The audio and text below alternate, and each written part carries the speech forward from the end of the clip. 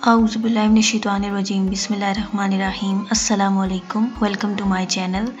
जैसा कि आप सब जानते हैं कि 20 फ़ेब को CSS का MPT टेस्ट हो चुका है और उसी दिन शाम को FPSC ने अपनी वेबसाइट पर आंसर कीज़ भी अपलोड कर दी थी ताकि आप अपनी कार्बन कॉपी के साथ आंसर्स मैच करके देख सकें कि आपके कितने MCQs ठीक हैं और आप पास हैं या नहीं, और आप अपनी तैयारी को कंटिन्यू रख सकें।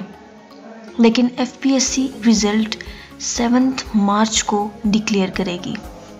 जैसा कि आप ये ट्वीट देख सकते हैं, FPSC will announce the result of CSS MPT test 2022 on 7 March 2022 इंशाल्लाह।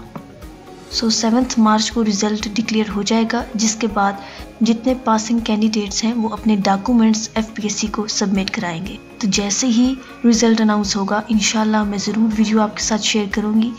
चैनल को ज़रूर सब्सक्राइब करें और साथ में मौजूद बेल बटन को प्रेस कर दें ताकि जब कोई नई वीडियो अपलोड हो तो आपके पास नोटिफिकेशन आ जाए।